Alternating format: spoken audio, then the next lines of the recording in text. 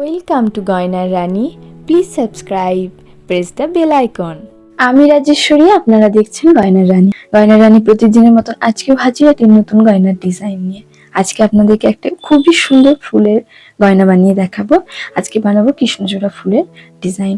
আর এই কৃষ্ণচূড়া বানাতে যে আজ আমাকে অনেক ঝামেলা করতে হয়েছে, কারণ ভিডিওটা আমি একদিনে বানাতে চেয়েছিলাম, সেটা তো হয়নি। এগুলো এমনিতেও একদিনে হয় না। তারপর ওই বৃষ্টি এসে আমাকে এমন ঝামেলায় ফেললো। আজ সকাল 8টায় ভিডিও দেওয়ার কথা, কিন্তু ভিডিওটা আমি দুপুর 2টোয় পোস্ট করছি। যাই হোক, ভালো লাগলে সবাইকে রিকোয়েস্ট করব অবশ্যই একটা লাইক অন্তত দেবে, তবে আমি বুঝতে পারবো যে হ্যাঁ, আপনাদের অন্তত ভিডিওটি ভালো লেগেছে। আর পারলে কমেন্ট এবং শেয়ার করবেন। যাই হোক, এখানে ব্রেসটা ক্রিয়েট করে নিলাম। প্রসেসগুলো যেহেতু একই থাকে, তাই প্রত্যেকদিন এগুলো বলতে একদম ভালো লাগে না। এবার আসবো কৃষ্ণচূড়া ফ্লাওয়ারটা বানানোর ক্ষেত্রে। তার জন্য এখানে একটা মোল্ড ইউজ করে এরকম ভাবে কেটে নিলাম। এই মোল্ডটা আমার খুব ফেভারিট, এটা দিয়ে অনেক ধরনের ফুল বানানো যায় খুব ইজি প্রসেসে। আপনাদের কাছে এই মোল্ড না থাকলে এইরকম শেপে কিন্তু আপনারা প্রত্যেকটা পেটেলকে বানিয়ে নিতে পারেন। তো চলুন এবার পেটেলটাকে বানানো স্টার্ট করি। প্রথমে একটু চাপ দিয়ে নিচের অংশটাকে একটু সুচালো করে নিলাম, এবং ওপরের অংশটাকে আঙুল দিয়ে এরকম করে চাপ দিয়ে দিয়ে কিন্তু এবং একটু পাউডার ইউজ করে ভালোভাবে কিন্তু স্মুথ করে নিচ্ছি। তারপর এটাকে তুলে নিয়ে আবার জায়গাটাকে একটু ভালোভাবে স্মুথ করে নিচ্ছি, যাতে পাপড়িটা আমাদের একদম পারফেক্ট হয়। একই রকম প্রসেসে যেটা প্রথমে করেছিলাম সেটা একটু করে নিলাম, এবং মাথার উপরের দিকটা হালকা করে চেপে দিলাম। যাই হোক, অনেকেই হয়তো একবারে প্রসেসটা বুঝতে পারলেন না, তো চলুন সেকেন্ড বার প্রসেসটা দেখানো যাক। একই রকম পেটেলটাকে নিয়ে ভালোভাবে পেটেলটাকে চারিদিকটা স্মুথ করে নেব। সামনের অংশটাকে একটু সুচালো করে নিয়ে কিন্তু ট্যালকম পাউডার ইউজ করে ভালো করে উপরের অংশটাকে স্মুথ করে নিয়ে কিন্তু পেটেলগুলো বানিয়ে নিচ্ছি। এরকম ভাবে আমি 5টা পেটেল বানালাম। তারপরে এখানে একটা স্টারের মতন করে একটা কিন্তু টুলস ইউজ করে কিন্তু এরকম বানিয়ে নিলাম। এখানেও আপনারা কিন্তু আপনাদের কাছে যদি এই টুলস গুলো না থাকে, সেক্ষেত্রে আপনাদেরকে হাত ইউজ করে কিন্তু এই জিনিসগুলো করতে হবে। এগুলো এমন কিছু না, প্রয়োজন পড়লে আপনারা একটা একটা করে পেটেল ইউজ করবেন। এরপরে ক্লে দড়ি এরকম ভাবে বানিয়ে নিয়ে কিন্তু আমি এখানে অ্যাটাচ করে দেব।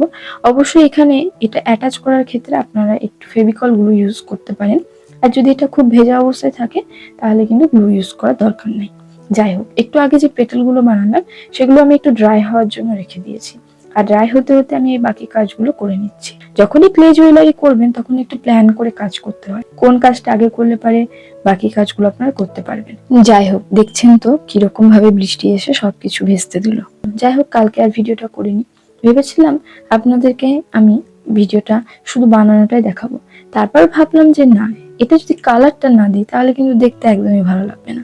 তাই আমি ডিসাইড করলাম যে না, কালার ভিডিওটা করে আজকে আপনাদেরকে পুরো কমপ্লিট ভিডিওটা দেব।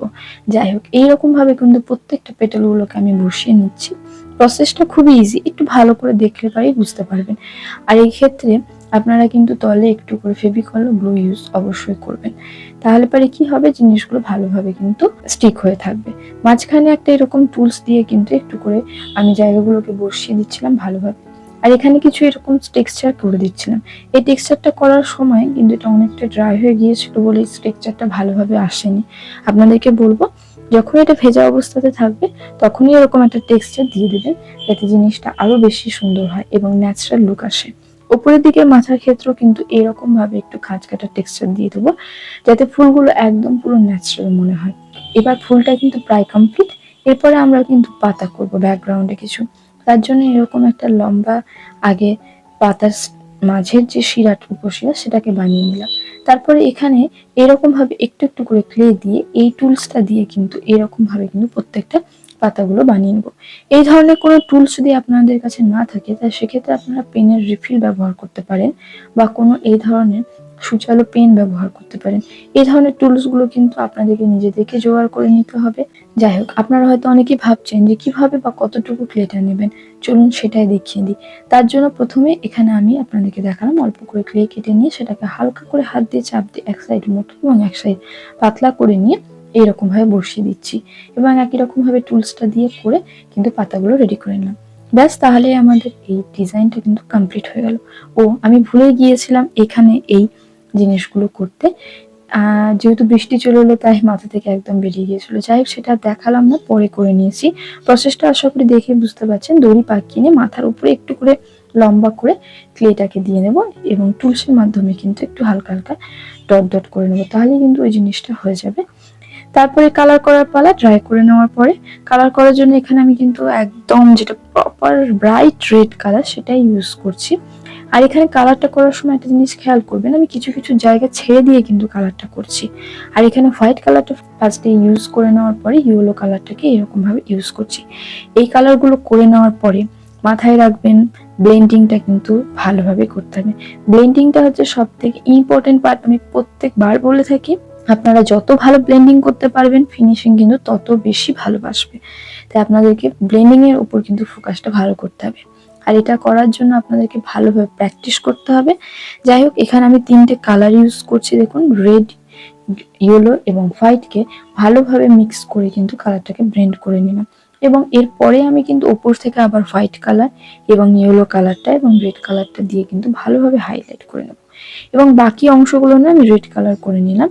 তারপর এখানে যেটা বললাম হোয়াইট কালারটা দিয়ে কিন্তু লাস্ট ফিনিশিংটা করে নেওয়ার চেষ্টা করছি।